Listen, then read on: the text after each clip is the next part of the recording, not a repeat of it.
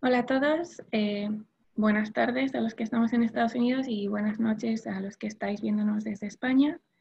Eh, Esto es un webinar en directo con el doctor Carlos Mejía Chu. Él es infectólogo de San Luis y nos va a explicar las partes más clínicas de la enfermedad que causa el coronavirus. Recordar que vamos a grabar este webinar, seleccionar correctamente vuestro dispositivo de audio y podéis hacer vuestras preguntas aquí, las iremos gestionando.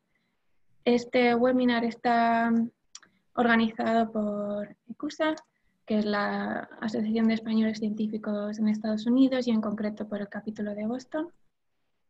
Somos una asociación sin ánimo de lucro. Desde 2014 estamos gestionadas por voluntarios y tenemos 6 distintos capítulos en Estados Unidos y básicamente ayudamos a los nuevos españoles que llegan para investigar y para hacer ciencia y los conectamos, hacemos distintos eventos, si ya nos conocéis. El siguiente evento sobre el coronavirus será este jueves, el 26 de marzo a las 6 de Boston, 5 horas menos, o sea, 5 horas más en España. Y el doctor Adolfo García Sastre de Mount Sinai en Nueva York nos contará partes más microbiológicas del virus. Y luego también quería recordaros que en abril tenemos este seminario desde la Universidad de La Coruña, en el que nos van a contar qué están haciendo para reclutar talento. Y nada, que nos sigáis en redes, donde publicamos actualizaciones sobre los eventos. Y voy a pasarle la palabra al doctor Carlos Mejía, que nos va a contar un poco más de esta enfermedad. Hola Marina, muchas gracias por la introducción, gracias a todos por estar aquí y gracias por la invitación. Primero que nada, solo quiero, ahora les voy a compartir mi pantalla sobre la presentación, pero quiero decir que no soy epidemiólogo, no soy virólogo, yo soy un especialista en enfermedades infecciosas, con lo cual soy un clínico. Y voy a tratar de dar un enfoque clínico, aunque hable un poco de epidemiología y del virus en sí. Voy a tratar de enfocarme en los aspectos clínicos, diagnósticos y tratamiento de la enfermedad. Así que, espérense que les comparto la pantalla. Okay, aquí vamos. Bueno, primero que nada, yo no tengo ningún conflicto de interés económico para esta charla. Lo que voy a decir hoy no representa las políticas oficiales de Washington University en San Luis, que es donde trabajo, y es imposible mantenerse al día con la cantidad de cosas que están siendo publicadas sobre COVID-19 cada día, con lo cual lo que yo diga hoy probablemente cuando termine la charla tengamos nuevos datos, sean cosas que o se hayan refutado o tengamos más datos para apoyar lo que hoy presente. Entonces es importante mantenerse al día y mantenerse al día y obtener información de sitios reputables. Esto nos recuerda a la pandemia de 1918. Esto es el Brookline, hablando del CUSA Boston. Este es el Brookline en Massachusetts durante la epidemia de influenza del 1918. Ante la abrumadora cantidad de pacientes, tuvieron que hacer un hospital de emergencia, básicamente con tiendas de campaña. Y es la situación en la que obviamente no queremos llegar. Pero, ¿cómo comenzó todo esto? El 30 de diciembre, en la ciudad de Wuhan, se identifica un grupo de casos en los que se identifica que hay una causa de un nuevo grupo de casos con neumonía, de causa no identificada. Y cuando se identifica el primer caso, que fue el 8 de diciembre, se dan cuenta que hay una asociación entre este caso y el mercado de mariscos del sur de la ciudad, con lo cual se piensa que es una enfermedad de origen zoonótico, una enfermedad que se originó de animales. Se notifica a la Organización Mundial de la Salud el 31 y al encontrarse esta asociación con el mercado de mariscos, este mercado se cerró el 1 de enero. Para el 7 de enero, los científicos de la Universidad de Shanghai ya habían identificado que la causa de esta nueva neumonía era un nuevo coronavirus y se logró obtener la secuenciación del genoma del virus. 3 días después, esa secuenciación genética ya estaba disponible en bases de datos públicas, lo cual ha permitido obtener pruebas diagnósticas con bastante rapidez. Y el 20 de enero se empiezan a ver, se empiezan a dar cuenta de que hay transmisión de persona a persona porque empiezan a aparecer más y más casos que no tienen esa asociación epidemiológica con el mercado de mariscos. Ante esto, las autoridades chinas realmente tomaron una decisión encomiable, que es unas medidas de salud pública envidiables, que fue poner en cuarentena la ciudad de Wuhan, más de 11 millones de personas. Y en el pico de la enfermedad llegaron a poner en cuarentena hasta 50 millones de personas. ¿Y por qué es esto? Porque, bueno, antes de seguir, solo quería diferenciar dos cosas que son muy importantes. ¿Qué es el COVID-19? Es la enfermedad causada por el coronavirus, y el nombre del coronavirus es el SARS-CoV-2, el Severe Acute Respiratory Syndrome Coronavirus 2. Pero no es la primera vez que nos enfrentamos a coronavirus. En los últimos 20 años ya hemos tenido 2 brotes por otros coronavirus, el SARS en 2003 y el MERS en 2012. Y en ambos casos también se identificó que eran virus de origen zoonótico. Son betacoronavirus que creemos que vienen de los murciélagos, que utilizan algún huésped intermedio y que durante estas mutaciones pueden transmitirse al ser humano. En el caso del coronavirus aún no tenemos datos inequívocos de que eso es lo que está ocurriendo, pero los datos sugieren que también sean de murciélagos. Y la diferencia entre el SARS-CoV o el SARS-CoV-2 que estamos viviendo ahora y el previo SARS y el MERS es que la transmisión es mucho más alta. La transmisión del SARS-CoV-2 es mucho más alta y por eso estamos viviendo esta pandemia. Entonces, cuando pensamos en SARS-CoV-2, tenemos que recordar que los coronavirus son virus grandes, son envueltos, son virus RNA de cadena positiva, es decir, el RNA se enrolla en sentido de agujas del reloj. Y los coronavirus en sí se dividen en 4 categorías: alfa, beta, delta y gamma. El SARS-CoV-2 es un coronavirus beta y comparte una secuencia, el genoma, la secuencia del genoma es 79% idéntica a la del SARS-CoV y 50% la del MERS. Cuando pensamos en coronavirus, básicamente tenemos este espectro de los coronavirus del catarro común, que dan una enfermedad leve, y por el otro lado el MERS o el SARS en 2012 y 2003 respectivamente, que tenían, en el caso del MERS, hasta una letalidad de hasta el 35%. SARS-CoV-2 parece estar en medio de eso, ¿no? La diferencia es que estamos viendo mucha mortalidad porque tiene mucha mayor transmisión que el SARS y el MERS.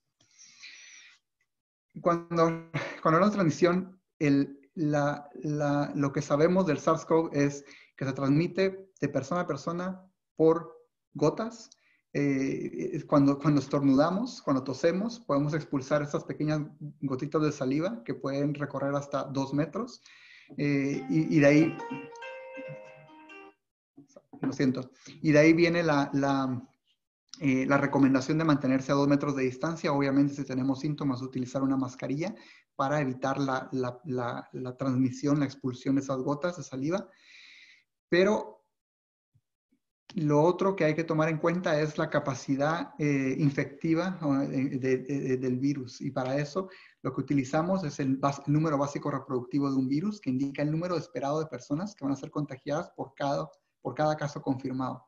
Entonces, recordemos, en este caso se estima, en base a los datos que tenemos actualmente, que el número reproductivo del SARS-CoV-2 es de 2 a 3. Se han escrito hasta 11, pero esto es en el crucero, el Diamond Princess, con lo cual es casi que fuera de la realidad porque nosotros no vivimos confinados en una lata de acero, como el crucero. Entonces, de ahí vienen las medidas de distanciamiento social. O sea, si yo tengo la infección y el número yo puedo infectar a 2 o 3 personas que se expongan a mí, de ahí viene yo no salgo, yo me aíslo para transmitir para cortar la cadena de transmisión. Pero no es la única forma en la que podemos adquirir el virus. O sea, tenemos datos de que el virus permanece estable en ciertas superficies. Estos datos son bastante recientes, pero los aerosoles, solo quiero aclarar que estos aerosoles de que el virus se mantiene estable en aerosoles por hasta 3 horas, no quiero que crean que alguien estornuda y el virus se va a mantener flotando en el ambiente durante 3 horas. Esto es en condiciones de laboratorio con un tambor cerrado en donde se está generando aerosol constantemente. No es en la realidad, las gotas caen y no se va a transmitir así, pero el virus sí se mantiene estable en otras superficies, en el cobre hasta por 4 horas, en el cartón hasta por 24 horas y sobre todo en superficies de acero y plástico puede permanecer estable hasta por 48 a 72 horas. De ahí viene también la plausibilidad biológica de que haya transmisión por fomites, es decir, por contacto con superficies donde haya virus. Por eso quiero enfocar, esta charla se va a enfocar mucho en prevención y el porqué de las medidas de prevención, pero obviamente estos virus van a ser básicamente destruidos con el lavado de manos, pero es que es la medida más importante, es el lavado de manos, 20 segundos, agua, jabón, si no hay contaminación evidente en las manos se puede utilizar soluciones de alcohol al 60%, no tocarse la cara, los ojos, la boca, es súper importante porque si tenemos el virus y hemos tocado el virus en alguna de estas superficies, obviamente nos podemos autoinocular. De limpiar las superficies, porque ya sabemos que el virus puede mantenerse vivo en superficies por un buen tiempo. Y si tenemos síntomas de infección, es muy importante tener la responsabilidad de no contagiar a otras personas, utilizar una mascarilla o toser hacia un pañuelo o toser hacia el brazo para no dispersar esas gotitas de saliva que contienen el virus. Y voy a enfatizar un poco más lo del distanciamiento social porque creo que esto es lo que obviamente ha cambiado nuestras vidas actualmente. Hay que diferenciar qué es cuarentena, aislamiento y distanciamiento social. Aislamiento, si yo tengo la infección, yo me quedo en casa para no contagiar a otras personas. Cuarentena es si yo he estado expuesto a alguien que tiene la infección o he estado en un sitio donde hay mucha infección, yo me quedo en casa por 14 días porque dando tiempo a ver si desarrollo los síntomas. Eso es decir, yo estoy asintomático, pero tuve un contacto de riesgo, me quedo en casa para evitar que si estoy incubando la infección y la voy a desarrollar, pueda transmitirla a otras. Y distanciamiento social es, yo no tengo síntomas, yo no estoy infectado y no he estado expuesto a nadie infectado, pero obviamente no voy a salir a infectarme y después volverme un vector de esta pandemia. Es el énfasis que se está dando para aplanar la curva. ¿Qué es esto de aplanar la curva? En 1918, con la pandemia de influenza, tenemos datos de eso, de que las actitudes del distanciamiento social tienen un impacto muy importante en el número de casos y obviamente en el número de muertes. Aquí tenemos los casos de Filadelfia y San Luis, donde yo estoy. Básicamente las medidas de distanciamiento social se retrasaron casi por un mes desde la detección del primer caso en Filadelfia y eso llevó a un pico de casos y obviamente de muertes. Mientras que en San Luis, 2 días después de que se detectó el primer caso, se implementaron las medidas de distanciamiento social y eso permitió aplanar la curva, es decir, disminuir el número total de casos, disminuir el número de muertes y eso sobre todo es para no saturar los sistemas de salud. No tenemos suficientes ventiladores para tratar tantos pacientes si todos nos infectamos. Esto lo volvemos a ver ahora en esta pandemia con las ciudades de Bérgamo y de Lodi en Italia. La diferencia es aquí, la primera detección de casos en Lodi el 24 de febrero, ellos instalaron las medidas de distanciamiento social inmediatamente desde la primera detección de casos, mientras que en Bérgamo empezaron a detectar casos a finales de febrero y realmente no pusieron las medidas de distanciamiento social hasta el 8 de marzo. Y aquí estamos viendo las consecuencias de lo que significa realmente aplanar la curva. Entonces, distanciamiento social en práctica, hay que trabajar desde casa si es posible, limitar los movimientos dentro de la comunidad, solo para las cosas básicas, no cancelar eventos, viajes innecesarios, y limitar el número de personas a las que visito y a las que me visitan. Y si se puede, conseguir suficientes alimentos, medicamentos, por lo menos para 2 semanas. Tampoco se trata de abarrotarnos con todo esto, porque todos necesitamos tener estas cosas y no podemos acumularlas y dejar a otras personas sin ellas. Y sobre todo, si yo estoy enfermo y no tengo síntomas de gravedad, que ahora vamos a ver más adelante, o síntomas de alarma, por favor, quédate en casa, no vayas al hospital para no sobresaturar los sistemas de salud. Esto es del Departamento de Salud Pública del Condado de Los Ángeles, básicamente diciendo, y yo les voy a compartir la charla para que tengan todo esto, para que lo puedan leer despacio, pero realmente es qué debemos evitar y qué es seguro hacer cuando estamos haciendo distanciamiento social. Y esto es, de nuevo, no tenemos riesgo, no estamos infectados, pero sabemos que estamos en medio de una pandemia y que tenemos que tomar una responsabilidad desde el punto de vista de salud pública. A día de hoy, esto es a las 11 de la mañana, se han confirmado 287,000 casos y casi 12,000 muertos en todo el mundo. Como podemos ver, la cantidad de casos es mayor en China, Italia y España. Todo esto lo sabemos de las noticias, pero esta página de Johns Hopkins realmente mantiene al día el número de casos y es un buen recurso para poder ver lo que está pasando en el mundo.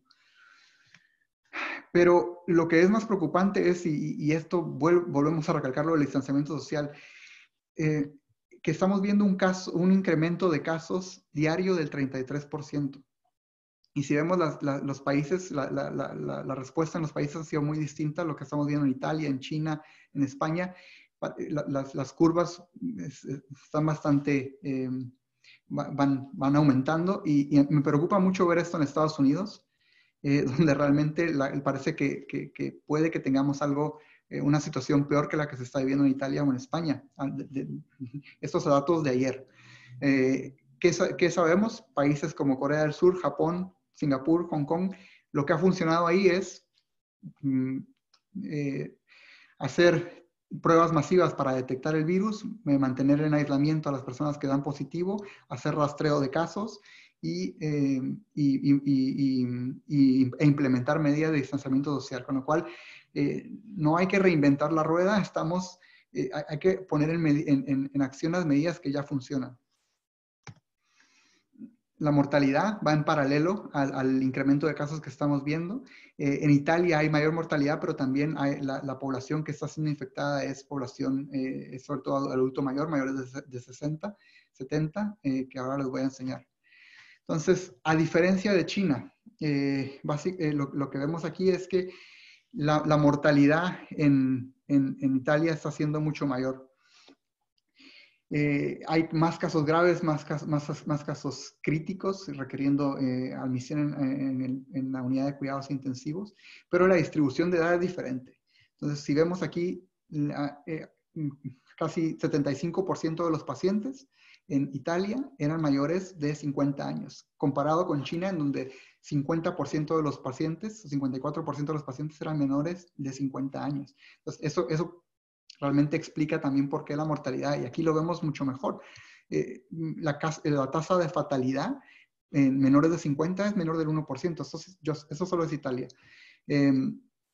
Y aumenta drásticamente a mayor edad, con básicamente 1 de cada 5 mayor de 90, si se infecta con COVID-19 va a fallecer.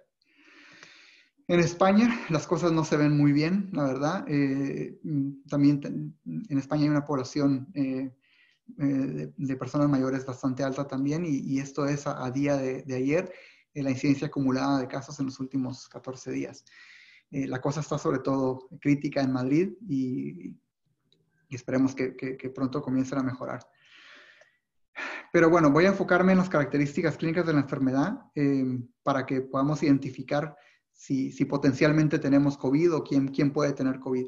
Y no es tan fácil. Esos son los mejores datos que tenemos actualmente, lo que sabemos de COVID. Estos son datos de China, donde analizaron 1,099 casos. Esta es una muestra representativa de todos los casos ingresados hasta finales de enero en 2 hospitales de Wuhan, que estaban tratando la mayoría de casos. La mediana de edad era 47 años, mitad mujeres. Y el periodo mediano de incubación era de 4 días. Estudios posteriores demostraron que el periodo de incubación va de 4 a 5 días, pero muy importante, y esto vuelve a enfatizar la importancia de la cuarentena por 14 días, que el 98%, casi el 100% de las personas que desarrollan síntomas lo van a hacer en los primeros 12 días de infección. Entonces, esa cuarentena de 14 días tiene sentido porque realmente si uno estaba expuesto, va a desarrollar infección en esas primeras 2 semanas. Y si no, después de 2 semanas, sería muy raro que desarrollara infección. Como ya hemos visto por noticias, realmente los niños realmente no están afectados, sobre todo el adulto mayor. Y generalmente los que están afectados, sobre todo los que están afectados con enfermedad grave, tienen alguna comorbilidad. La mayoría de personas que desarrollan la enfermedad van a tener una enfermedad no grave. Solo un pequeño porcentaje va a terminar en cuidados intensivos y la mortalidad en ese estudio al menos será pues solo del 1.4%. Los síntomas más típicos, fiebre y tos. Fiebre, la mayoría de pacientes, menos de la mitad de los pacientes al momento del ingreso, todos esos pacientes fueron ingresados al hospital. Menos de la mitad tenían fiebre al momento del ingreso, pero casi todos, el 90%, desarrollaron fiebre durante el ingreso. Entonces la fiebre es una constante en esta infección. La otra constante es la tos, generalmente suele ser tos seca. Y la dificultad respiratoria, sobre todo en casos graves de enfermedad. Entonces es un marcador de gravedad. También pueden haber dolores musculares, pueden haber otros síntomas, pero importante que la congestión nasal, ¿verdad? Que vemos, por ejemplo, en el resfriado común, no es nada común en el COVID-19. ¿Tenemos algún predictor? ¿Podemos predecir quién va a tener una infección grave? Pues eso es lo que este estudio intenta analizar. Ellos incluyeron 191 pacientes en los cuales se sabía el desenlace, es decir, se sabía si habían sido dados de alta del hospital o habían fallecido. Y de los 191 pacientes, obviamente, esto es a fecha 31 de enero, habían fallecido 54 pacientes y los criterios para poder ser dados de altas en este estudio fue de no tener fiebre por más de 3 días, tener un mejoramiento clínico y un mejoramiento en los estudios radiológicos, además de tener 2 pruebas negativas en días consecutivos, más de 24 horas entre una y la otra. Así es como se ve la neumonía por COVID-19. Generalmente es afectación bilateral de distribución periférica y se ve ese típico vidrio deslustrado, que es esta zona grisácea. Lo normal es ver los pulmones negros, pero en casos severos podemos ver este síndrome del distrés respiratorio del adulto, que es como una tormenta de citoquinas de inflamación, sobre todo afectando el pulmón, en donde hay una afectación extensa y estos pacientes requieren, obviamente, ventilación mecánica y a veces oxigenación extracorpórea. Pero no todos van a peor. Si se da el tratamiento de soporte adecuado, muchas personas mejoran y hay mejoría radiológica aparente. Entonces, ¿qué se identificó en esos pacientes? En esos pacientes lo que se vio es que la mayoría de pacientes, en la mitad de los pacientes tenían al menos una comorbilidad. Las comorbilidades más frecuentes, diabetes, hipertensión, enfermedad coronaria. Los factores en análisis, en regresión multivariada que se asociaron con mayor riesgo de mortalidad intrahospitalaria fueron la edad. Había una diferencia entre los que fallecían y los que no fallecían de casi 17 años. Un score de SOFA alto, y el score de SOFA básicamente es una forma en la que vemos si hay disfunción de múltiples órganos o aparatos y incluye la evaluación del aparato respiratorio, el cardiovascular, el hepático, el renal, la coagulación y la función neurológica, y la elevación del dímero D, que es básicamente un parámetro de coagulopatía, de disfunción de la coagulación. Importante que aquí, que identificamos aquí, es que parece que hay excreción prolongada del virus en pacientes que están hospitalizados. La duración media de excreción viral fue de 20 días en los supervivientes y se registraron casos hasta 37 días. Ahora bien, ¿quiere decir que esos pacientes van a contagiar a otras personas? En teoría no, porque si uno no está tosiendo, si uno no está estornudando, si uno no está creando esas secreciones con virus, no tendría por qué contagiar a otras personas. Eso es una cosa. Y lo otro es que este estudio usó un test cualitativo, es decir, simplemente el test simplemente daba positivo o negativo de si había virus o no, pero no cuantificó la cantidad de virus. Y sabemos que para que se desarrolle enfermedad hay que tomar en consideración la dosis infectiva. Entonces, si el virus ya había decaído a valores muy, muy bajos, probablemente estos pacientes igual no iban a infectar. Entonces, es no tener síntomas y probablemente los virus, la cantidad de virus en las secreciones disminuyendo, lo que va a hacer que esos pacientes no vayan a ser contagiosos, aunque se siga detectando virus en las pruebas, en los test orofaringios y nasofaringios. Estudios también de China, lo que vieron es que los pacientes con comorbilidades, las comorbilidades que ya mencioné, diabetes, hipertensión, enfermedad cardíaca, enfermedad pulmonar obstructiva crónica, tienen más riesgo de desarrollar formas severas de COVID y de ser admitidos a la unidad de cuidados intensivos. Entonces, parece que afecta, obviamente que eso no quiere decir que gente joven no puede desarrollar, no puede desarrollar formas graves de la enfermedad, pero es mucho menos frecuente.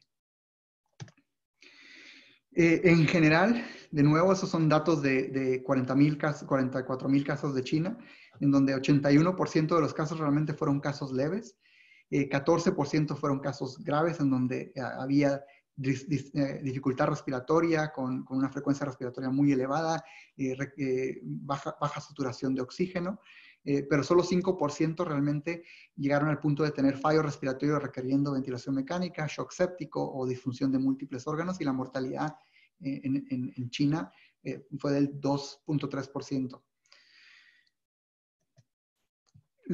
Lo otro es que esto es, si uno comienza con enfermedad leve, o cuando alguien se clasifica como leve, moderado, grave o crítico, la mayoría de personas con enfermedad leve van a progresar a recuperar, se van a recuperar. Y el tiempo medio de recuperación es de 2 semanas.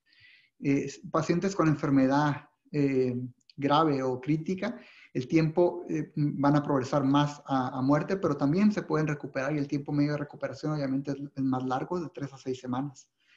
Pero el tiempo medio desde que comienzan los síntomas hasta el desarrollo de la enfermedad grave, con dificultad respiratoria y pobre oxigenación, es más o menos de 1 semana. Entonces, tratando de simplificar los síntomas, el tiempo medio de incubación es de 2 a 14 días. La mayoría en 4 o 5 días después de haber estado expuesto va a desarrollar síntomas. Los síntomas más comunes: tos seca, fiebre y malestar general, cansancio hasta en la mitad de los pacientes, y dificultad respiratoria. Pero recordar que dificultad respiratoria es un síntoma de progresión clínica hacia formas más graves. Entonces, generalmente las personas empiezan a tener tos, malestar general, cansancio y fiebre, y no comienzan a desarrollar dificultad respiratoria hasta la segunda semana, la mediana de 8 días. Si alguien desarrolla dificultad respiratoria, esa es una indicación clara de ir y buscar atención médica. Entonces, porque 24 a 48 horas después de que alguien comienza con dificultad respiratoria, generalmente es cuando aparecen cuando aparecen la neumonía o neumonitis. Entonces, signos de alarma que deben siempre llevarnos a consultar al hospital: cianosis, es decir, coloración azul de los labios o de la cara por pobre oxigenación, confusión y dificultad respiratoria, y dolor de pecho o presión torácica. Quisiera decirles que hay una forma fácil de diferenciar entre COVID y gripe, influenza, y entre el resfriado común. Lastimosamente, como pueden ver, los síntomas se solapan bastante, y hasta hace poco creíamos que si uno tenía otra infección, es decir, si alguien empezaba con tos y fiebre, cansancio, y se hacía el test para la gripe, para la influenza, y daba positivo, que iba a ser muy raro que también tuviesen COVID. Y esos son datos de China. Inicialmente los reportes eran que menos del 2% de los pacientes iban a tener infección. Sin embargo, reportes recientes de Seattle, en el estado de Washington, muestran que hasta 20%, 1 de cada 5, pueden tener coinfección por otro virus. O sea, la gente con COVID puede tener coinfección por otros virus también. Entonces, lo más importante es, si tenemos síntomas, llamar a nuestro médico, ver cómo nos podemos hacer pruebas, pero sobre todo cómo podemos, si nos sentimos bien, si no tenemos dificultad respiratoria o ninguno de los signos de alarma que mencioné, cómo nos podemos hacer pruebas sin ir a la urgencia del hospital para no saturar los sistemas de salud. Y lo otro que quería mencionar, la diarrea. Se acaba de publicar esta mañana un nuevo estudio que muestra que hay un muy pequeño grupo de pacientes que pueden desarrollar diarrea cuando tienen COVID y que a veces la diarrea puede preceder la aparición de síntomas respiratorios. De nuevo, son números pequeños, con lo cual no quiero que piensen que si yo tengo diarrea, esto es síntoma de COVID. Creo que nos tenemos que enfocar a que fiebre, tos y cansancio, tos seca, son los síntomas más típicos y los que deben de alertarnos.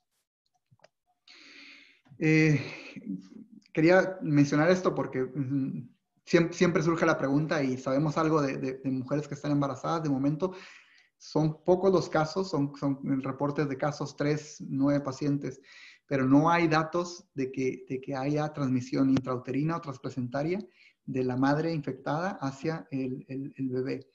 El único caso que ha ocurrido, que se cree que es una transmisión que apareció una semana después, por lo cual fue una transmisión posterior, no fue durante el embarazo, con lo cual no hay datos y no se ha identificado el SARS-CoV-2 en tejidos placentarios, con lo cual no se cree que haya transmisión transplacentaria o intrauterina. Tampoco hay datos para sugerir que las mujeres embarazadas van a tener un peor pronóstico o más riesgo de desarrollar enfermedad grave que aquellas que no están embarazadas. Los trabajadores de salud, lastimosamente, estamos al frente de la infección, con lo cual tenemos más riesgo de desarrollar enfermedad y por eso es que mucha de la gente joven que está siendo afectada son los trabajadores de salud, porque son los que están en primera línea y están expuestos al virus constantemente. Vi una de las preguntas que me enviaron previamente sobre si es posible reinfectarse. No tenemos realmente buenos datos para decir que esto está ocurriendo. Hay un caso aislado, o hay casos aislados, pero ese es el único que está publicado en la literatura médica, de un caso en los cuales el test seguía siendo positivo después de haber dado negativo. Vamos a llegar al test y van a ver por qué esto puede ocurrir, y esto no necesariamente significa que el paciente se reinfectó, porque en este caso, cuando el paciente dio positivo inicialmente el 24 de enero, luego negativo el 28 y el 30, y de nuevo positivo el 2, cuando volvió a dar positivo el paciente no tenía síntomas, ya no tenía fiebre. Entonces, ¿es esto realmente excreción prolongada del virus como vimos en el estudio anterior? O que es lo más probable, realmente no hay datos suficientes para sugerir que haya reinfección y sobre todo tan pronto. Entonces, al diagnóstico, ¿por qué diferentes países tienen diferentes políticas diagnósticas? Realmente, probablemente Estados Unidos y el Reino Unido han sido los países que han estado un poco como fuera de lineamiento con las recomendaciones de la Organización Mundial de la Salud, porque la Organización Mundial de la Salud ha recomendado: hay que hacerle test a todo el mundo, aislar a los casos, hay que buscar los contactos y ponerlos en cuarentena. Y realmente China y Corea del Sur lo hicieron muy bien, y por eso es que China hace un par de días reportó el jueves que no había tenido ningún caso nuevo de coronavirus. Y es porque implementaron estas medidas. Sin embargo, el Reino Unido inicialmente tomó una aproximación de vamos a desarrollar inmunidad de rebaño, que ahora ya esa política ya cambió, aún sin haber realmente buenos datos que sugiriesen que eso iba a funcionar. Y Estados Unidos, lastimosamente, ha tenido dos problemas. Uno, que no ha tenido suficiente disponibilidad de test, de pruebas para hacer el diagnóstico, y que no tenemos un sistema de salud unificado. Entonces, eso también eso dificulta un poco la logística de implementar ciertas medidas de salud pública. El director general de la Organización Mundial de la Salud dice que no podemos combatir este virus si no sabemos dónde está. Y de ahí viene la idea de hacer muchos tests, de aislar los casos, de buscar los contactos y ponerlos en cuarentena. Entonces, de momento, las recomendaciones aquí en Estados Unidos son de que todo paciente con, y esto puede cambiar, y por eso pongo el asterisco, porque las recomendaciones van a variar, de hecho, pueden variar, han ido variando desde que comenzó la epidemia hasta ahora, pero de momento es pacientes que están hospitalizados con síntomas compatibles, definitivamente hay que hacer las pruebas. Pacientes con síntomas compatibles y que tienen mayor riesgo de desarrollar enfermedad grave, es decir, que tienen comorbilidades, o que tienen algún grado de inmunosupresión, también deben de hacerse la prueba.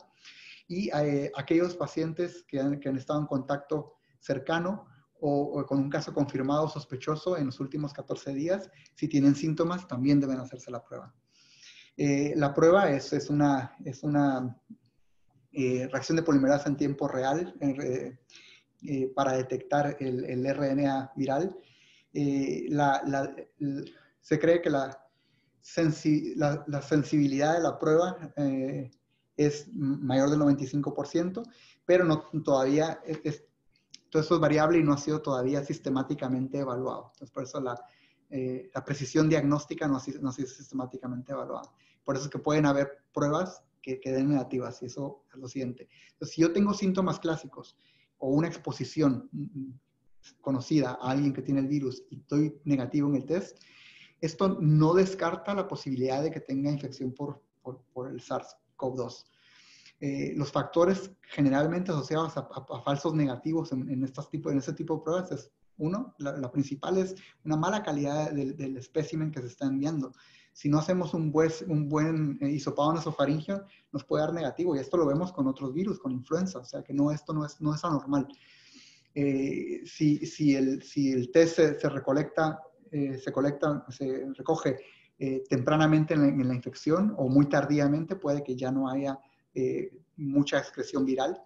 Si no se maneja apropiadamente, o el test también, pues el test tampoco no es perfecto, o sea, sensibilidad es mayor del 95%, pero no es el 100%. Entonces, la Organización Mundial de la Salud actualmente recomienda que si alguien tiene síntomas compatibles, una exposición conocida y un test negativo, que se vuelvan a tomar muestras en múltiples sitios, especialmente si son de partes de tejido, no de tejido bronquial, pero si son espécimes del aparato respiratorio inferior, idealmente. Obviamente eso aplica para pacientes hospitalizados o pacientes que están intubados, donde se puede hacer un aspirado traqueal.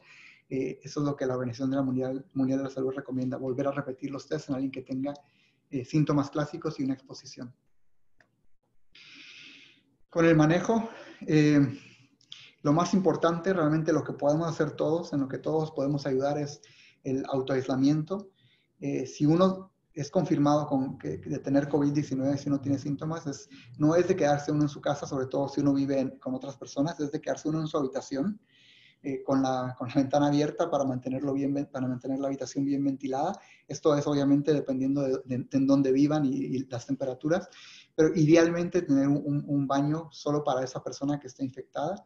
Evitar el contacto con otros, y eso es, si alguien tiene que exponerse a otras personas que viven en la casa, que se use una mascarilla, para que no, cuando tosa o estornude, que no vaya a infectar a las otras personas conviviendo con él, que esa persona tenga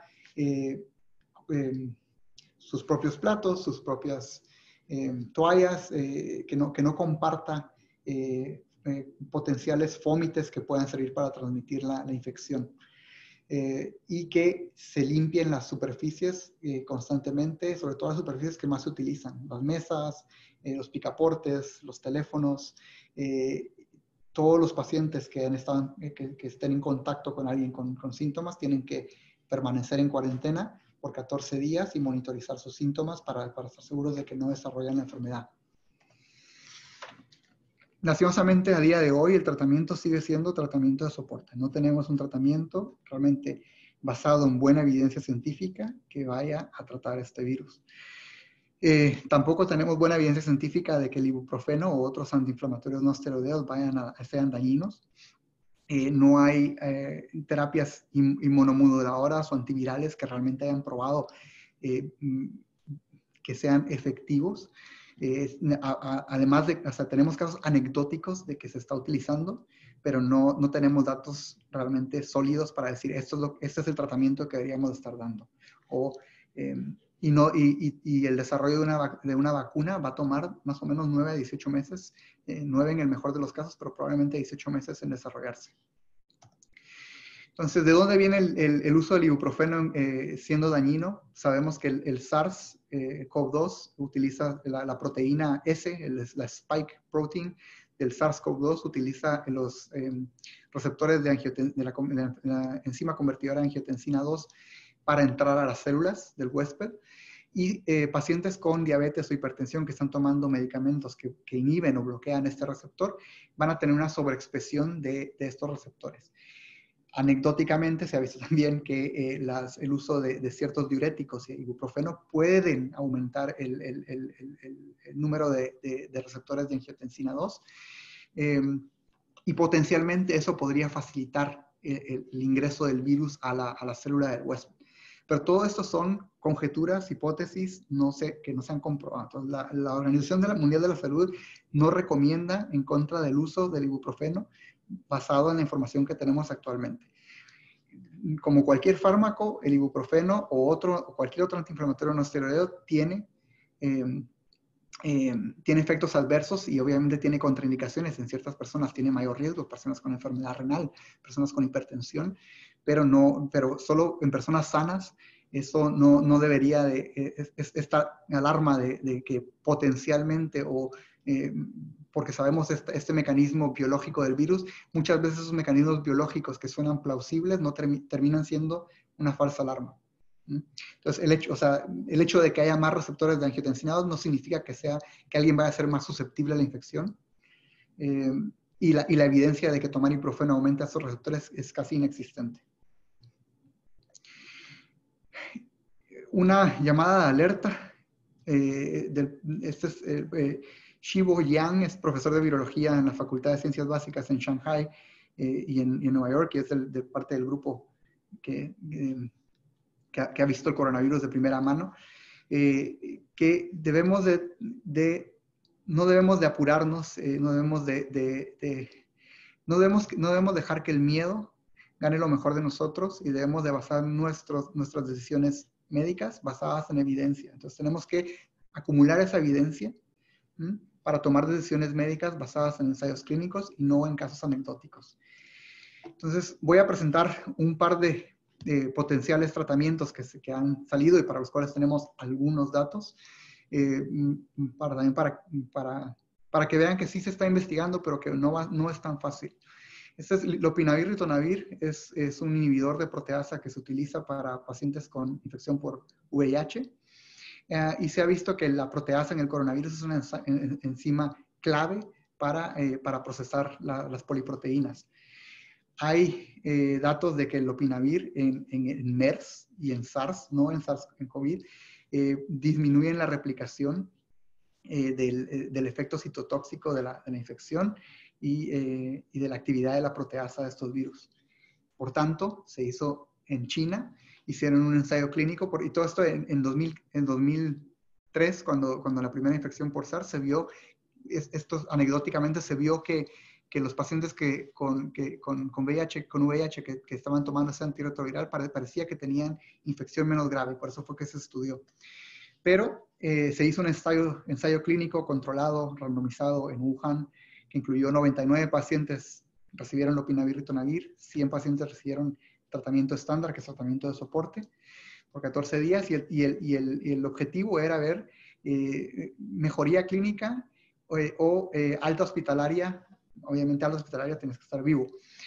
No se observó en este ensayo ni que había mayor disminución de la cantidad de virus, ni que había mayor mejoría estadísticamente significativa en los pacientes que tomaron lopinavir ritonavir. Entonces, el tiempo hasta la mejoría clínica, la eliminación del virus y la mortalidad de 28 días no fue distinta en el grupo de pacientes que recibió lopinavir ritonavir comparado con los pacientes que recibieron solo tratamiento de soporte. La hidroxicloroquina está De momento, la gente se está volviendo loca tratando de amasar cantidades de hidroxicloroquina en casa o tomándolo profilácticamente, porque hay datos in vitro que sugieren que la hidroxicloroquina puede inhibir la replicación del SARS-CoV-2. Pero la hidroxicloroquina es un medicamento antipalúdico, o sea, contra la malaria. Se ha utilizado ampliamente, también se utiliza para pacientes porque tiene efectos inmunomoduladores en pacientes con lupus o artritis reumatoidea. Y se ha visto que la cloroquina y la hidroxicloroquina puede inhibir muchos virus, pero eso no quiere, in vitro, eso no quiere decir que va a haber actividad en vivo o que realmente la podamos utilizar clínicamente. De hecho, in vitro, la cloroquina puede inhibir el SARS, la gripe, enterovirus, el Zika, y nadie está tomando esto para Zika, o sea, no, realmente es muy distinto. Este estudio en Francia demostró. Es un pequeño estudio y por eso es que hay que tomarlo como lo que es. El objetivo del estudio era ver disminución de la excreción virológica al 6º día de tratamiento. El estudio realmente tiene muchos problemas. Principalmente, el estudio no tiene el poder estadístico suficiente para demostrar las diferencias que está diciendo demostrar. Deberían de haber habido al menos 24 pacientes recibiendo hidroxicloroquina y 24 pacientes en el grupo control para que para realmente detectar una diferencia significativa. Habían 26 en el grupo de hidroxicloroquina y 16 en el grupo control. Pero esta gráfica no incluye esos 26. Esa gráfica, de hecho, incluye menos pacientes. Incluye solo 20. ¿Por qué? ¿Qué pasó con los otros 6 pacientes? Los otros 6 pacientes no fueron elegibles para el análisis, porque 3 se transfirieron a la unidad de cuidados intensivos, 1 falleció, otro salió del hospital y uno se retiró del estudio porque no toleró el medicamento. Con lo cual, decir que porque vimos esta bajada en la curva con hidroxicloroquina o hidroxicloroquina con acitromicina en estos pacientes, en este pequeño grupo de pacientes, es alentador, pero no nos debe llevar a tomar decisiones médicas y decir todo paciente con COVID debería tomar esto, porque no son suficientes datos. Esto es lo que llamamos datos anecdóticos. Con esto realmente nadie pasaría ningún tratamiento clínico. Y sí, estamos buscando otras opciones. Probablemente una de las que probablemente más alentadoras, en las que más tenemos depositada nuestra confianza es el remdesivir, que es un inhibidor de la ARN polimerasa, que tiene un amplio espectro de actividad contra muchos virus ARN y que también ha demostrado actividad contra el MERS en modelos animales. Y de momento hay varios ensayos clínicos buscando el uso de remdesivir, buscando incluir pacientes para analizar el remdesivir como un potencial tratamiento. También se está buscando suero de pacientes convalecientes de la enfermedad que hayan desarrollado anticuerpos neutralizantes contra el virus y dárselo como terapia o profilaxis a pacientes con COVID. Todos esos son ensayos que se están haciendo actualmente, pero para los cuales todavía no tenemos datos. Obviamente, ante la desesperación con el número de casos que se están viendo en intensivo y pacientes que están en situación crítica, se están utilizando estos medicamentos como uso compasivo. El remdesivir se puede obtener a través de uso compasivo para pacientes graves que están intubados. Y esos pacientes también se les ha dado, por ejemplo, pacientes que desarrollan síndrome de cierre respiratorio, se están utilizando bloqueadores de la interleuquina 6 para tratar de controlar la tormenta de citoquinas. De nuevo, no tenemos datos para ninguno de estos medicamentos demostrando fehacientemente que pueden y van a mejorar la infección. Entonces, hay se está estudiando mucho, todo esto se está haciendo a un paso bastante acelerado, pero no tenemos los datos para decir que ya tenemos un tratamiento. Lo último que quería hablar es antes de pasar a las preguntas, es cuándo descontinuamos el aislamiento. Si alguien tiene un test positivo y no tiene síntomas, que eso puede ocurrir, alguien puede haber estado expuesto y no tener ningún síntoma y tener la infección pero no desarrollar la enfermedad. Generalmente 7 días de aislamiento suele ser suficiente. Estas son las recomendaciones actuales de la CDC, pero esas recomendaciones pueden cambiar y obviamente cambian dependiendo de la jurisdicción en donde estén. Con lo cual siempre hay que atenerse a las guías locales. Si alguien tiene un test positivo y síntomas, hay dos formas de hacerlo. Se puede basar simplemente en base a las características clínicas. Si alguien ya no tiene fiebre por 3 o más días, tiene mejoramiento de los síntomas clínicos han pasado más de 7 días desde que los síntomas aparecieron, esa persona puede descontinuar su aislamiento. Y se puede basar también en test, haciendo también que el paciente no tenga fiebre, que haya mejorado clínicamente y que tenga 2 test negativos en el test nasofaringeo para el virus, con 24 horas de separación. Y esto sobre todo es recomendado para pacientes que tengan algún grado de inmunosupresión, pacientes tomando corticosteroides o pacientes con cáncer, terapia, porque los pacientes con inmunosupresión en general, no solo para el COVID, pero para otros virus, presentan una excreción viral más prolongada. Finalmente, les quiero dejar esos recursos porque, como ven, hay bastante información, muchísima información, probablemente más de la que se pueda procesar en tiempo real. Pero creo que es importante que no nos dejemos llevar por el miedo que circula en las redes sociales, que no nos dejemos llevar por lo que alguien publica en Facebook o en Twitter, si no viene de una, si no viene if it's not from a reliable source. Lo siento, se me trabaron las palabras. Para eso, los mejores recursos probablemente desde el punto de vista de salud pública y las recomendaciones que debemos seguir las podemos encontrar en las páginas de la Organización Mundial de la Salud y en la página de la CDC. Y el Ministerio de Sanidad también tiene buenos recursos, sencillos, fáciles de acceder. Y luego, si quieren saber sobre qué está ocurriendo en la literatura científica, el LeadCovid es básicamente un centro de literatura que se hizo para rastrear toda la información científica actualizada sobre el coronavirus, el SARS-CoV-2. Básicamente identifica, selecciona, identifica y clasifica los artículos más relevantes respecto a COVID-19. Y si quieren saber qué investigación se está haciendo, sobre todo en el Instituto Nacional de Salud en Estados Unidos, pueden ir a la página del NIH. Tienen una área de bota solo para toda la investigación que se está haciendo en coronavirus. Y por favor, no hacer caso omiso a lo que digan los políticos o gente que no son médicos, sobre todo médicos especialistas en infecciosas. Y si hay 2 personas en las que pueden confiar, por ejemplo, el doctor Anthony Fauci, es el director del Instituto Nacional de Alergias y Enfermedades Infecciosas de Estados Unidos desde 1984, ha lidiado con más de 6 presidentes, diferentes epidemias, incluidos Ebola, SARS, y es una persona muy inteligente, es una voz de sabiduría y razón y de calma en estos momentos difíciles. Es una persona que merece la pena escuchar. Carlos del Río es profesor y jefe de Departamento de Salud Global de la Universidad de Emory. Ellos son personas que realmente merece la pena escuchar si tienen alguna duda. Y eso es todo lo que traía para hoy. Sé que es mucha información y es muy poco tiempo, así que voy a revisar las preguntas.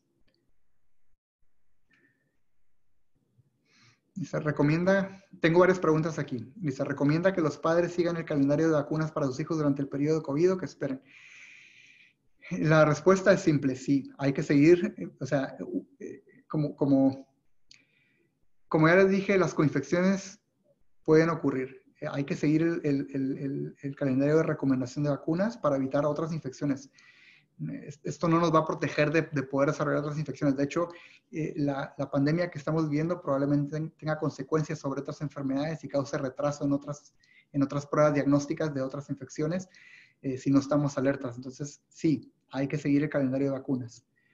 ¿Qué sabemos de los test basados sobre la distribución? ¿Qué sabemos basados en IgG para personas que no saben si han pasado la infección? Sí, las personas van a desarrollar anticuerpos.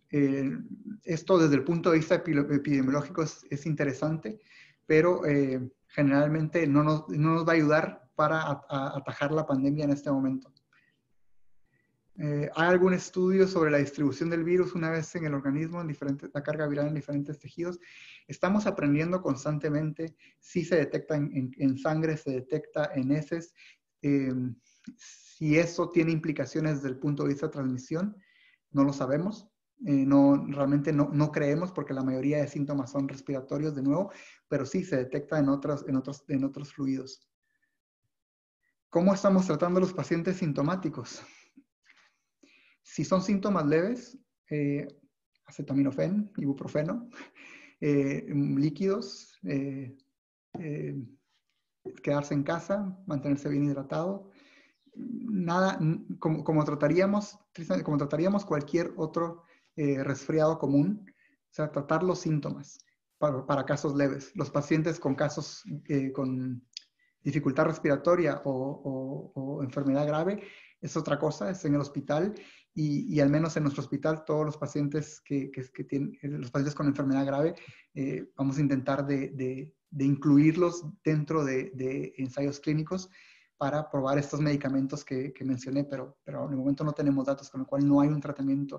No les recomiendo hidroxicloroquina, acitromicina, no les puedo recomendar eso porque no tenemos datos suficientes para demostrar que funciona realmente, y segundo, que vaya a ser seguro, porque como todo medicamento pueden haber efectos adversos. Leí un caso en China de tratamiento IV con 20 microgramos de vitamina C. ¿Hay alguna documentación? Lastimosamente, de nuevo, nosotros no podemos basar recomendaciones clínicas basadas en datos anecdóticos. Un solo caso, lastimosamente, no nos dice nada. La vitamina C se ha investigado en múltiples infecciones respiratorias y hasta la fecha ningún médico recomienda vitamina C para tratar una gripe. El COVID-19 no es distinto en ese sentido. ¿Qué quiere decir exactamente cuando se habla del kit de diagnóstico que no está sistemáticamente evaluado? Es decir, sabemos que se identifica el virus, pero los números de cuántos casos hay depende del denominador. A más pruebas que hagamos, vamos a tener más datos de cuántos son falsos negativos, cuántos son falsos positivos, pero si no tenemos suficientes pruebas para hacer el diagnóstico y solo estamos seleccionando los casos más graves, nos estamos sesgando a seleccionar potencialmente los casos que tengan más excreción de virus. Entonces, por eso es que no está sistemáticamente evaluado, porque no hemos tenido la capacidad de hacerle hisopado a todo paciente que clínicamente pueda tener COVID. Hemos estado racionalizando a los casos más graves o a los casos que han tenido una clara exposición epidemiológica. Por lo tanto, estamos sesgados a hacer el test a aquellos con una probabilidad pretest más alta. A eso me refiero con que no ha estado sistemáticamente evaluado. ¿Cuántas mediciones existen del virus ya? Mutaciones. Una buena pregunta para el virólogo, que yo sepa. No puedo responder esa pregunta, no tengo el dato para esa pregunta, la verdad. No sé si ya ha comentado, pero hay evidencia de afectación del sistema nervioso central. Es interesante, de momento no, es la respuesta corta.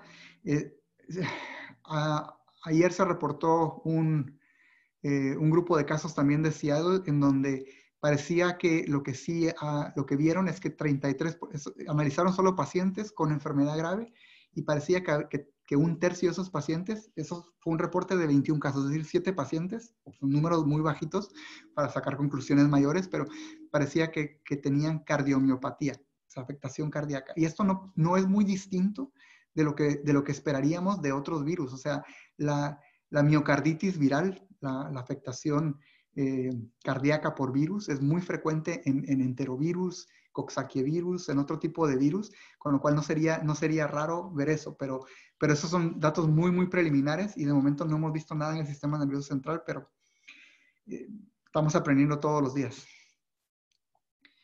¿Se transmite al hablar sin que haya estornudo o tos? Tienen que haber gotitas. Si yo pronuncio F, obviamente hay ciertas consonantes que nos hacen escupir más saliva.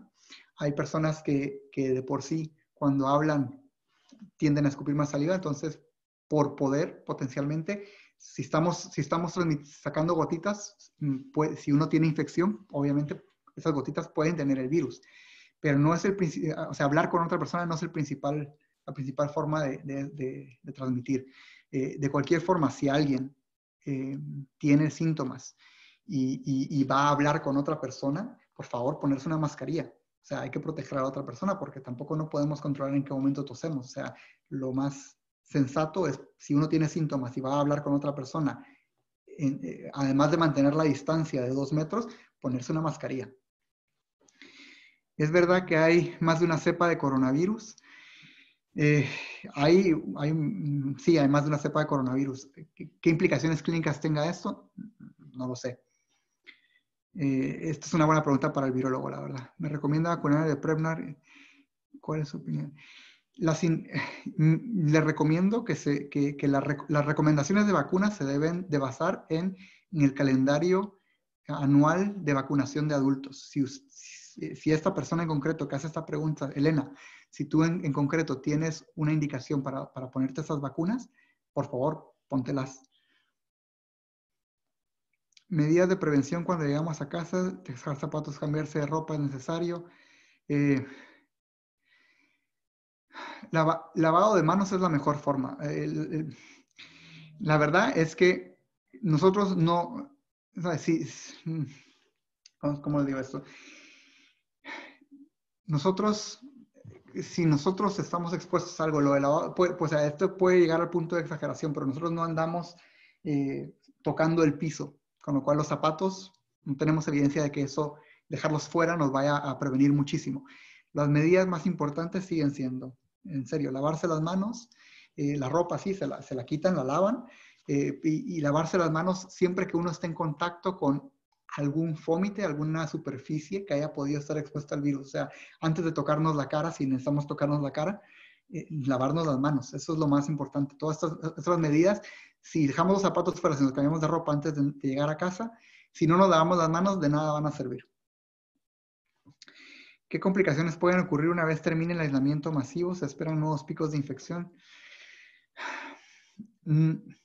Si tomamos todas estas medidas seriamente y las ponemos en práctica ya, la estimación es que en 2 meses probablemente empecemos, la situación esté mejor y probablemente esté bajo control. Recuérdense, podemos verlo en China. En China, los primeros casos se identificaron en diciembre y la verdad ellos no están viendo el descenso de curva hasta marzo. O sea, 2 meses, casi 3 meses después. Esperamos nuevos picos de infección. No sabemos si esta infección va a ser estacional como la influenza. Y por otros coronavirus sabemos que las personas en general desarrollan inmunidad por 1 a 3 años, desarrollan anticuerpos contra el virus por unos 3 años. Si esos anticuerpos van a ser 100% efectivos para protegernos en el futuro, en 1, 2 o 3 años, no lo sabemos. Realmente estamos aprendiendo sobre la marcha. La cantidad de datos que tenemos para el poco tiempo que lleva este virus de reconocerse es increíble, pero todavía no tenemos respuestas para muchas de estas preguntas. Test en pacientes ecológica. Recomendaría hacer el test en pacientes que van a ser sometidos a cirugía ecológica. Por screening, no. Solo simplemente por hacer tamizaje si no hay síntomas, no. No habría indicación para hacer un test en estos pacientes. Muchas gracias por su presentación. Otro recurso de añadiría son el State y Local Health Departments para consultar los últimos datos epidemiológicos, centros. Totalmente de acuerdo. ¿Qué verdad hay detrás de la recomendación de no usar ibuprofeno? La recomendación, la organización, la Asociación Española del Medicamento, la Asociación Europea, la EMA, del medicamento y la Organización Mundial de la Salud, ninguna recomienda que no se utilice el ibuprofeno. Les presenté datos de que realmente es una hipótesis, está basada en muy poca evidencia y realmente no tenemos, a la fecha, hay más de 287,000 casos y todo este bulo surgió por alguien en Francia que vio 4 casos de gente joven en los que estaban utilizando ibuprofeno o antiinflamatorios no esteroideos y tenían casos graves. Y de ahí surgió esto. Pero realmente, después de 287,000 casos, el hecho de que no se estén viendo bastantes casos de esto probablemente haya sido simplemente una falsa alarma y no hay realmente evidencia científica sólida para recomendar en contra del uso de ibuprofeno en COVID-19. ¿Qué opinas sobre la aplidina usada en mieloma múltiple o COVID? Por favor, no tenemos datos para múltiples fármacos que potencialmente puedan disminuir la replicación viral o mejorar, darle un boost al sistema inmunológico. Todo esto está basado en datos anecdóticos, datos teóricos, datos de laboratorio, datos en ratón, y cuando lo tratamos de traducir a personas, muchas veces esos datos terminan en nada. Entonces, por favor, no creo que la verdad, se está investigando todo esto, pero no hay un magic bullet para COVID-19. Una vez pasada la enfermedad, ¿puede uno volver a infectarse?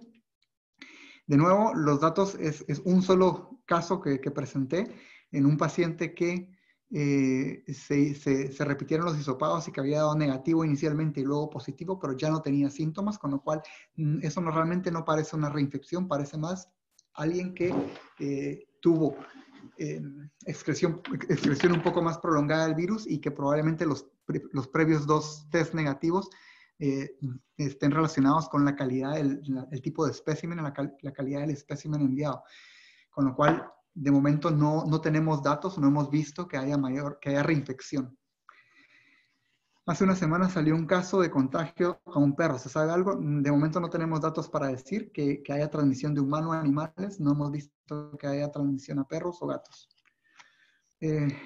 Estuve en contacto directo con un caso positivo confirmado de COVID.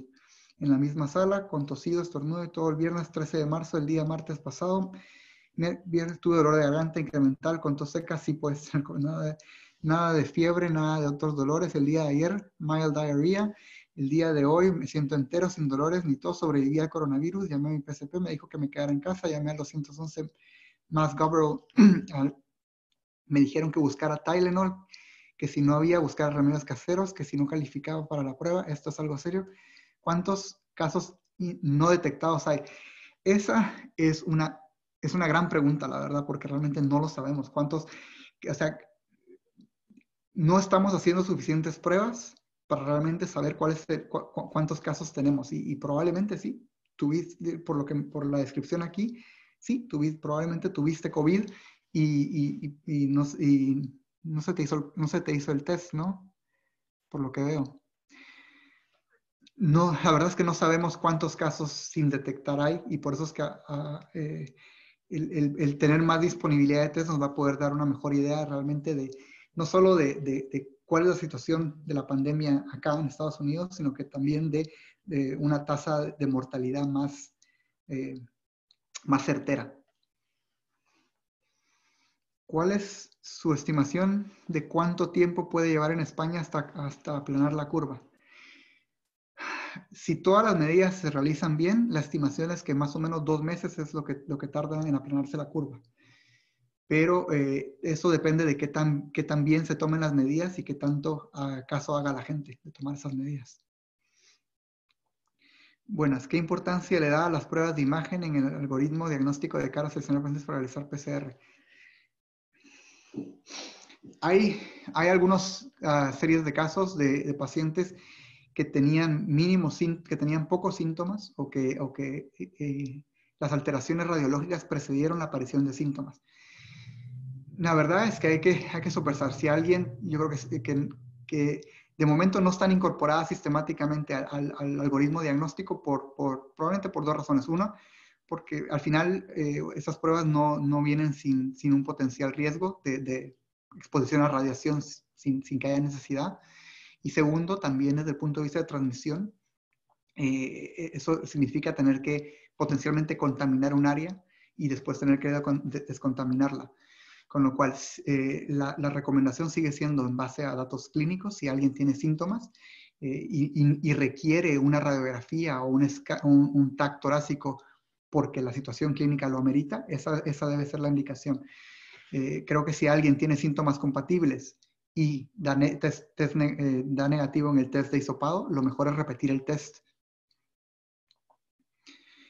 ¿Por qué los pacientes con diabetes son de alto riesgo? Hay diferencia entre diabetes tipo 1 y la gravedad de la infección. La mayoría de pacientes que analizados hasta la fecha son diabetes tipo 2. No tenemos suficientes datos para encontrar diferencias entre diabetes tipo 1 y tipo 2. No tenemos esos datos. ¿Por qué los pacientes son de mayor riesgo? Realmente, no solo para COVID, pero en general los pacientes diabéticos tienen más riesgo de infección. Hay una disfunción. No es un estado de inmunosupresión per se, pero hay una disfunción del sistema inmune en pacientes con diabetes que están mal controlados. ¿Qué hay de cierto con las altas temperaturas? ¿El virus disminuirá? ¿Qué pasará en verano o en el próximo otoño? La verdad es que no lo sabemos, pero de momento estamos viendo casos, hay casos en Australia, hay casos en Singapur, donde las temperaturas son 30, 35 grados centígrados, con lo cual yo realmente no espero que ocurra lo que el presidente Trump dijo, de que el 1 de abril, cuando suban las temperaturas, todo va a mejorar. ¿Se sabe el origen de este coronavirus, evolución natural? Se cree que es una mutación, no tenemos datos inequívocos, pero se cree que es una mutación de un beta coronavirus que se originó de los murciélagos, y aún no lo hemos identificado fehacientemente y no hemos identificado el huésped intermedio. ¿Puede haber rebrotes después del periodo de confinamiento?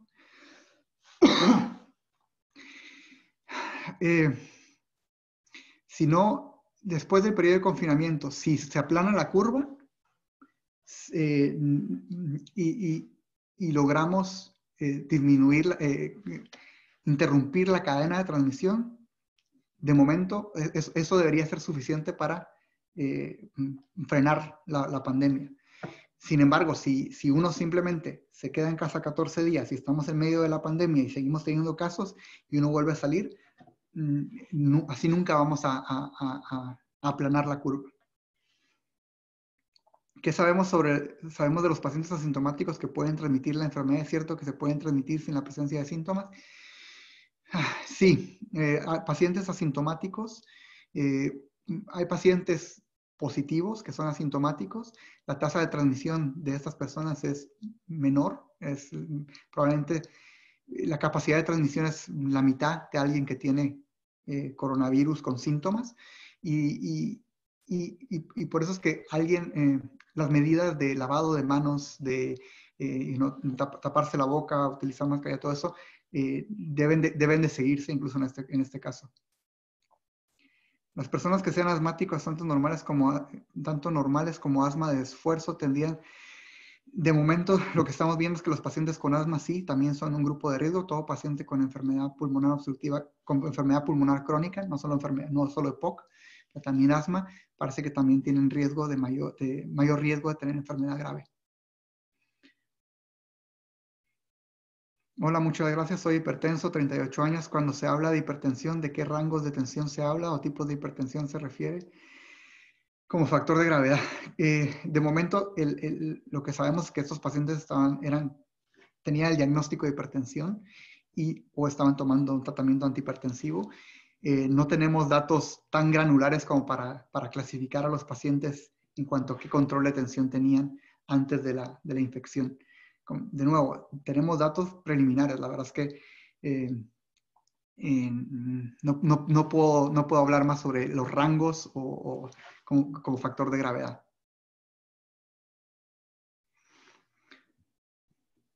Bueno, muchas gracias a todos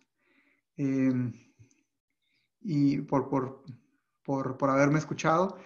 Espero haber aclarado algunas dudas y sobre todo no haber generado más, porque yo sé que hay mucha información y es muy difícil discernir lo que está ocurriendo.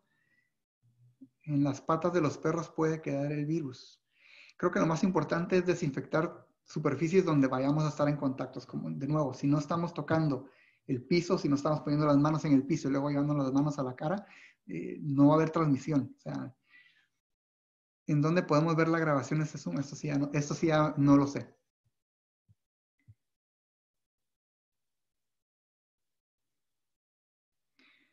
Nada, de